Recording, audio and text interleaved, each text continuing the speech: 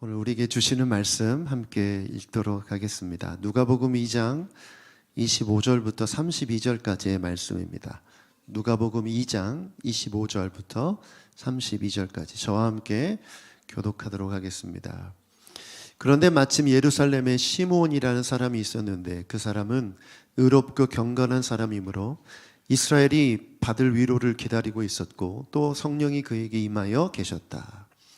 그는 주님께서 세우신 그리스도를 보기 전에는 죽지 아니할 것이라는 성령의 지시를 받은 사람이었다. 그가 성령의 인도로 성전에 들어갔을 때에 마침 아기의 부모가 율법이 정한 대로 행하고자 하여 아기 예수를 데리고 들어왔다. 시므온이 하나님을 찬양하며 말하였다. 주님, 이제 주님께서는 주님의 말씀을 따라 이 종을 세상에서 평안히 떠나가게 해주십니다. 내 눈이 주님의 구원을 보았습니다. 주님께서 이것을 모든 백성 앞에 마련하셨으니 이는 이방 사람에게는 계시하시는 빛이요 주님의 백성 이스라엘에게는 영광입니다. 아멘. 아멘. 네, 3일 후면 성탄절입니다. 이 성탄절에 아이들에게는 대목이죠. 네, 성탄절은 아이들에게는 대목입니다. 선물로 뭘 받을지를 기대하면서 산타클로스의 선물을 기대하며 기다리죠. 청년들은 연인을 기다리며 눈을 크게 뜨고 찾으러 다닙니다. 굶주린 사자처럼. 네. 거리에 넘쳐나는 연인들을 보면 성탄절인 것을 느끼게 됩니다. 연말이면 회식이다 모임이다 많죠. 그러다 보니까 먹고 마시고 즐기는 그런 연말 분위기가 매해 크리스마스 때가 되면 일어나는 일들입니다. 여러분, 지금 우리 주변에 일어나는 아이들부터 어른까지 매스컴에서부터 TV, 우리 주변에 하는 일들 속에서 뭔가 좀 이상한 걸 느끼지 않으세요? 그 이상한 것이 뭐냐면 성탄절인데 성탄이 없다는 거예요. 성탄절의 본질은 예수님인데 예수님이 빠졌다는 거죠. 아이들이 선물을 기다리는 이유가 예수님 때문입니까? 아니죠. 그 선물을 받고 싶은 그 욕심 때문이죠. 성탄절은 우리에게 다가왔는데 예수님이 빠진 성탄절을 보내고 있습니다. 어른들은 즐거워하고 즐기는데 그 즐기는 이유가 뭔지 모른 채 그저 쾌락에 몰두하고 있죠. 성탄절의 본질은 예수님인 줄 믿습니다. 그런데 예수님이 빠진지도 모른 채 우리도 그렇게 나아갈 수 있다는 거죠. 미국에 있을 때 제가 3년 정도 목회 사역을 했을 때 그때 일어난 현상이에요. 어느 날부터 이 크리스마스 시즌이 되면 백화점이나 쇼핑몰에 메리 크리스마스가 붙어 있고 크리스마스 트리가 장식되고, 그런데 그때 어느 순간부터는 해피 할라데이라고 이름이 바뀌는 거예요. 즐거운 행복한 연휴 이런 뜻이죠. 뭔가 이상한 거죠.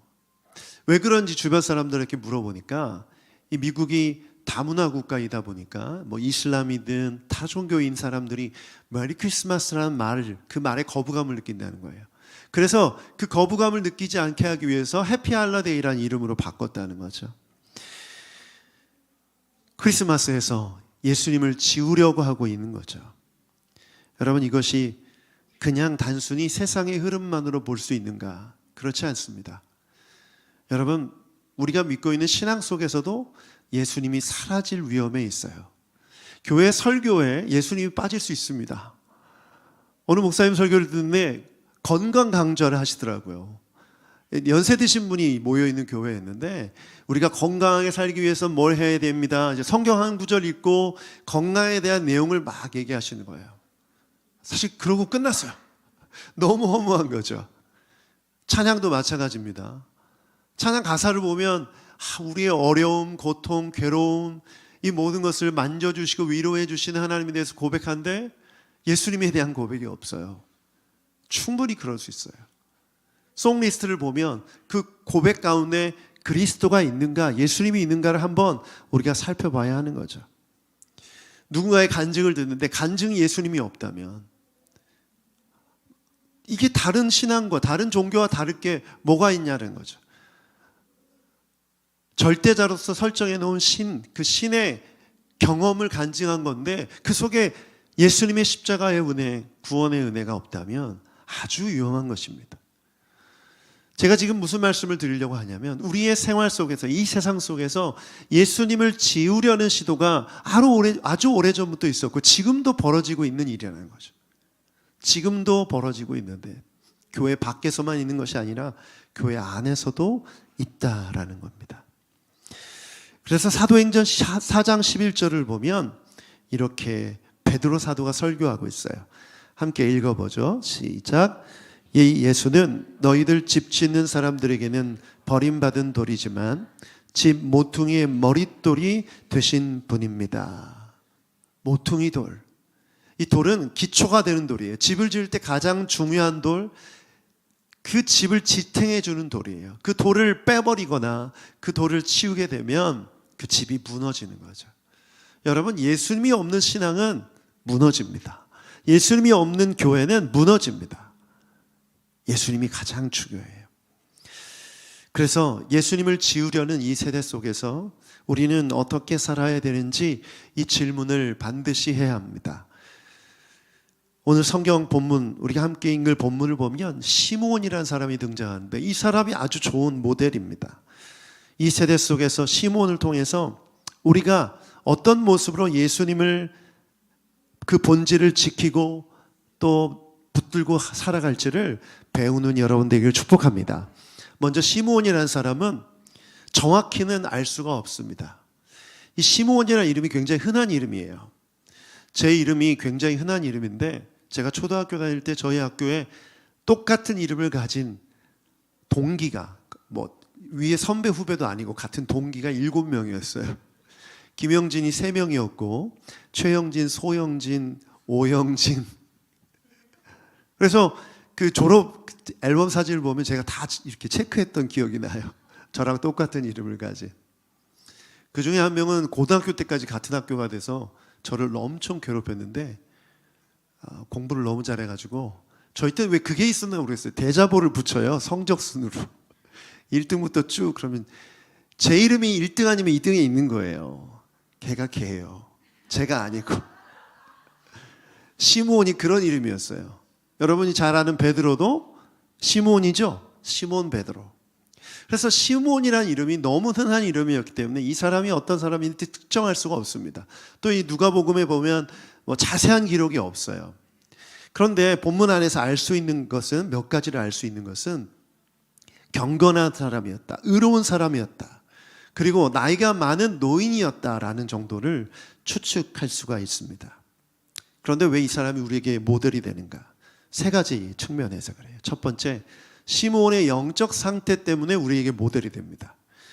시므온에 대한 그 언급을 오늘 본문에서 3구절에서 찾을 수 있는데 25절을 보면 성령이 그에게 임하여 계셨다 이렇게 돼 있고 26절에는 성령의 지시를 받은 사람이었다.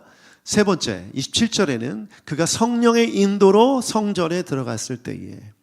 한마디로 시므온은 어떤 사람이었습니까? 성령의 사람이었다. 성령, 보이지 않는 하나님의 영입니다.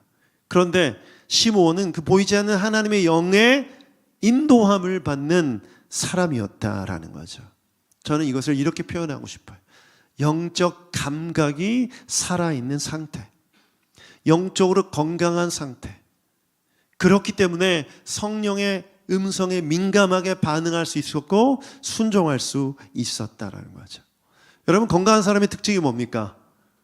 감각이 살아있다라는 거죠. 눈이 건강한 사람은 어떤 특징이 있죠? 잘 봅니다. 그렇죠? 귀가 건강한 사람은 잘 듣죠.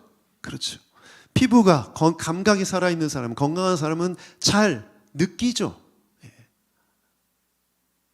아주 똑같아요. 영적으로 건강하면 성령의 음성, 성령의 인도하심에 잘 느끼고 반응합니다. 그래서 영적으로 건강한 사람의 특징을 우리가 이렇게 쉽게 구분할 수 있어요. 예배 드릴 때 그 성령의 인도하심을 느끼는 사람, 찬양 가운데 기도 가운데 성령의 그 인도하심을 느끼는 사람, 말씀을 들을 때 하나님의 말씀으로 그 음성을 듣는 사람, 이 사람은 영적으로 건강한 사람입니다. 그렇다면 여러분에게 질문할 수 있죠. 스스로 나는 영적으로 건강한가? 나는 기도할 때 하나님의 성령의 그 음성을 또 그 만지심을 느끼고 있는가? 말씀을 들을 때 나에게 주신 하나님의 말씀을 느끼고 있는가? 이것이 중요한 거죠. 만약에 영적으로 건강하지 않는다면 느끼지 못합니다. 보지 못하고 듣지 못해요. 여러분, 그 당시 시므온이 있었던 당시 율법학자들과 유대인들 종교적으로 굉장히 열심히 있는 사람이었죠. 그런데 건강하지 못했어요. 그래서 예수님이 오셨음에도 불구하고, 메시아가 오셨음에도 불구하고 듣지 못했고 보지 못했고 받아들이지 못했어요.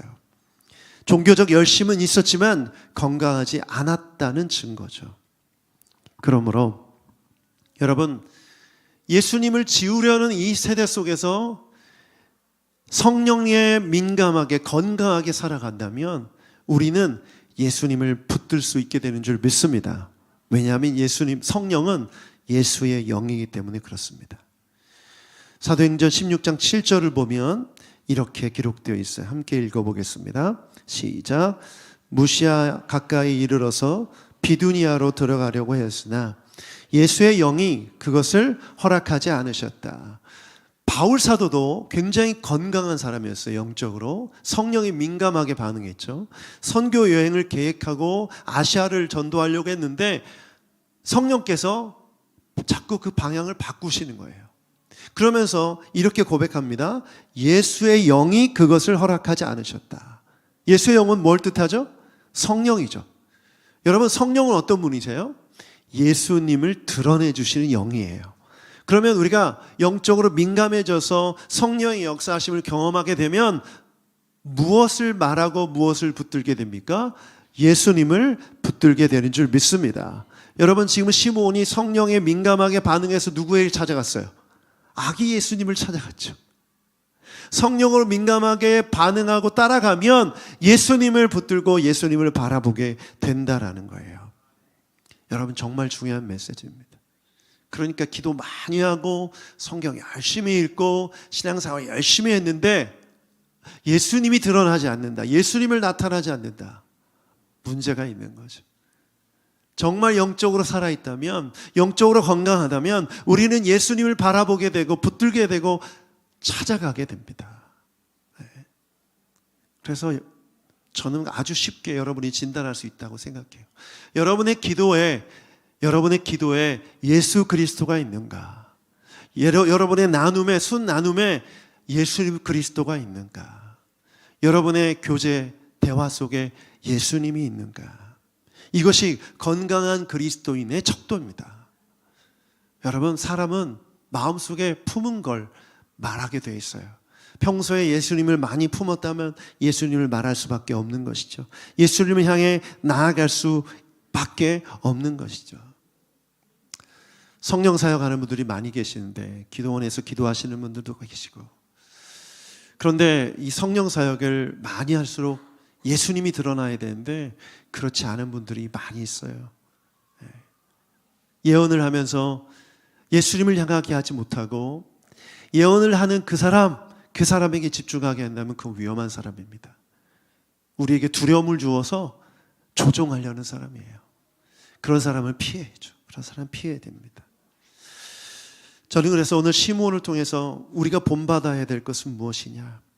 성령의 인도하심을 따라서 누구를 만났습니까? 예수님을 만났습니다. 여러분의 신앙생활이 예수님을 향하게 되기를 축복합니다. 요한복음 17장 3절 함께 읽어보겠습니다. 시작. 영생은 오직 한 분이신 참 하나님을 알고 또 아버지께서 보내신 예수 그리스도를 아는 것입니다. 아멘. 여러분이 성령에 민감하게 반응하며 나아가면 결국 누구를 알게 됩니까? 참 하나님을 알게 되고 예수 그리스도를 알게 된다. 시므온은 그 지식이 있었던 것이고 예수님이 오셨음에도 불구하고 보지 못하는 세대 속에서 예수님께 나아갔습니다. 우리 새내롭교회 모든 성도들은 이런 시므온의 믿음, 시므온의 신앙이 있기를 축복합니다. 네, 두 번째 시므온의 믿음을 볼 수 있는 구절이 27절과 28절입니다. 함께 본문의 27절과 28절 읽어보겠습니다. 시작.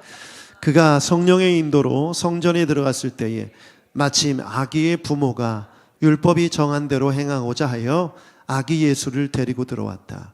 시므온이 아기를 자기 팔로 안고 하나님을 찬양하며 말하였다.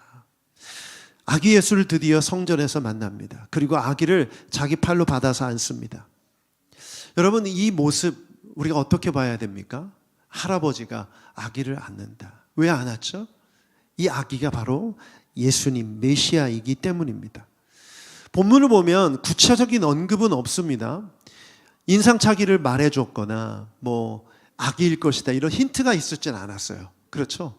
그런데 시므온은 그 아기를 보자마자 메시아임을 알아봤고 아기를 아는 거예요. 그 어떤 힌트도 없었는데 알아본 것이죠. 여러분 혹시 당근 거래 자주 하십니까? 네, 저도 당근 거래 하면은 어디 장소를 특정해서 그 시간에 나가면 제가 먼저 나갈 경우에 이렇게 사인을 줘요. 무슨 옷을 입었습니다. 그러면 금방 알아보죠. 그런데 그런 커뮤니케이션이 없을 경우에는 그냥 대충 가까이 있는 사람한테 가서 혹시 당근이세요? 이렇게 물어보고. 시므온이 딱 보고 아기한테 물어볼 수는 없잖아요. 아기한테 메시아세요? 이렇게 대답을 못 하시잖아요. 아기 예수님이. 그 부모한테 물어봤어야 되는데 부모 또한 물어보지 않았어요. 만약에 실제로 그런 행동을 했다면 그런 기록이 있었겠죠. 그런데 시므온은 보자마자 알아봤어요. 왜냐하면 그가 성령의 사람이었기 때문에 성령께서 그 아기가 예수님을 메시아임을 가르쳐 주셨기 때문입니다. 저는 이 부분에서 시므온의 믿음을 보게 됩니다. 어떤 믿음? 자신의 지식과 경험을 뛰어넘는 믿음이죠. 여러분 지금 시므온이 예루살렘 출신이라는 걸 우리 주목해 볼 필요가 있어요. 여러분 이스라엘의 주류는 예루살렘 사람들입니다.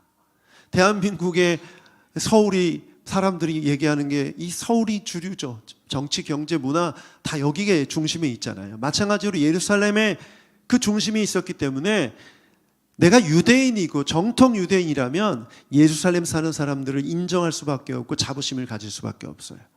그래서 많은 사람들이 메시아라고 했을 때 그 메시아는 예루살렘 출신, 잘생기고 멋있고 우리 이 나라를 로마의 압제에서 벗어나게 할 수 있는, 독립하게 할 수 있는 그런 지도자, 정치 지도자, 종교 지도자를 원했기 때문에 이렇게 악의 모습으로 나타날 거라고는 아무도 생각하지 못했고 상상하지 못했어요. 그런데 시므온도 마찬가지였을 거라는 거죠. 그럼에도 불구하고 그가 아기 예수를 믿음으로 받아들이고 안아 들을 수 있었던 이유는 성령의 계시에 믿음으로 반응했기 때문인 줄 믿습니다. 만약 자기 눈에 보기에 아기는 아니야. 거기다가 부모는 저기 갈릴리 출신이고 저 북쪽의 시골에서 온 사람이 메시아의 부모일 리가 없어. 이런 생각을 하지 않았다라는 거죠. 여러분 히브리서 11장 1절은 이런 말씀 있죠? 함께 읽어보겠습니다. 시작. 믿음은 바라는 것들의 확신이요 보이지 않는 것들의 증거입니다. 아멘. 시므온은 믿음으로 메시아를 기다리고 있었고 성령의 계시를 통해 그 아기가 메시아임을 확신할 수 있었어요. 여러분 이것이 믿음입니다. 우리 눈에 보이는 우리의 경험과 지식을 뛰어넘는 그것이 믿음인 줄 믿습니다. 그래서 눈에 보이는 것을 판단하는 것은 분석이지 믿음이 아니에요. 우리 상황 속에 있는 많은 조건들을 보면서 가능성을 추측하는 것은 예상이지 믿음이 아니에요. 우리의 눈에 보이는 많은 조건이 없을지라도 그것이 하나님의 뜻이고 계획이라면 그것을 바라보는 것이 믿음인 줄 믿습니다. 여러분 자신을 향해서도 마찬가지죠. 우리 청년들, 나 자신을 볼 때 이 시대의 청년들이 겪고 있는 모든 악조건을 다 갖고 있다고 해도 절망하지 마십시오. 그건 세상에서 말하는 분석이지 판단이지 하나님이 보시는 여러분을 향한 계획이 아닌 줄 믿습니다. 그러므로 믿음이 있다는 건 내 상황을 분석하는 것이 아니라 내 상황을 뛰어넘는 하나님의 역사하심을 바라보는 것인 줄 믿습니다. 물론 현실 파악하지 말라는 얘기가 아니에요. 현실과 동떨어진 삶을 살으라는 얘기가 아닙니다. 이 현실을 딛고 일어서서 하나님의 역사하심을 경험하고자 하는 그 열망과 열정으로 주님의 역사하심을 바라보는 믿음, 그것이 있기를 축복합니다. 그래서 시므온은 그 믿음으로 살았어요. 점점 가능성이 희박해져 가는 상황 속에서 자기가 나이가 들어가고 메시아를 보게 될 것이라는 약속의 말씀이 있었음에도 불구하고 점점 나이가 들어가고 노쇠해져 가고 정치적으로 경제적으로 사회적으로 이 더욱더 어두워가는 그 세대 속에서 기다리기가 힘들었을 거예요. 그런데 그 현실 속에서 성령의 음성을 듣고 믿음으로 반응하게 됩니다. 여러분, 이것이 우리에게 필요한 믿음입니다. 이 세상 속에서 예수님을 지우려고 하고 또 예수님을 믿는 믿음이 헛되다고 말하고 이런 세상 사람들의 조롱과 비난 속에서 예수 그리스도를 붙드는 것은 너무나 중요한 것입니다. 그러므로 이 세상 속에서 믿음으로 나아갈 때 그 믿음이 우리를 승리하게 하는 줄 믿습니다. 하나님은 약속을 반드시 지키시는 하나님이신 줄 믿습니다. 요한일서 5장 4절 말씀에 이런 기록이 있어요. 함께 읽어보겠습니다. 시작. 하나님에게서 태어난 사람은 다 세상을 이기기 때문입니다. 세상을 이긴 승리는 이것이니 곧 우리의 믿음입니다. 아멘. 찬송가 357장 말을 보면 주 믿는 사람 일어나라는 찬송가가 있어요. 후렴에 이렇게 하죠. 믿음이 이기네, 믿음이 이기네. 잘 모르시는군요. 믿음이 온 세상 이기네. 우리 교회 가끔 찬송가 불렀으면 좋겠습니다. 너무 이제 그 강요로 여기지 마시고 그냥 바램을 말씀드린 거예요. 찬송가 중에 정말 좋은 고백이 많으니까 이 찬송가 이 후렴 가사가 말씀 준비하는 데 떠오르는 거예요. 믿음이 이기네, 믿음이 이기네. 주 예수를 믿음이 온 세상 이기네. 세상 속에서 예수 그리스도를 지우려고 하는 이 마귀의 그 공격 앞에서 이길 수 있는 것은 예수를 믿는 믿음입니다. 여러분, 예수 믿는 믿음으로 세상을 이기는 여러분 되길 축복합니다. 세 번째는 시므온의 마지막 고백입니다. 29절부터 30절을 함께 보겠습니다. 29절부터 30절 시작. 주님, 이제 주님께서는 주님의 말씀을 따라 이 종을 세상에서 평안히 떠나가게 해주십니다. 내 눈이 주님의 구원을 보았습니다. 주님께서 이것을 31절 주님께서 이것을 모든 백성에게 이는 이방 사람들에게는 계시하는 빛이요 주님의 백성 이스라엘에게는 영광입니다. 죽음을 앞두고 하나님의 약속이 이루어지는 것을 본 시므온은 이렇게 고백합니다. 놀라운 것은 이방 사람들에 대한 언급입니다. 하나님의 백성이라고 말하는 그 백성 이스라엘만을 말하지 않고 이방 사람들에게 계시하는 빛이요 라고 표현합니다. 여러분, 이 표현이 왜 중요한지 한번 생각해 보십시오. 이스라엘 백성들에는 선민 사상이 있었어요. 이건 선택된 민족이라는 생각이죠. 그러면 선택되지 않은 이방 민족은 하대했어요. 무시했어요. 같이 겸상을 하지 않을 정도로 밥도 먹지 않았어요. 심지어 제자들에게도 이런 모습이 나타났죠. 갈라디아서 2장을 보면 같이 이방인들하고 밥 먹고 있는데 야고보가 보낸 사람들, 정통 유대인들이 오자 베드로가 일어나서 나갑니다.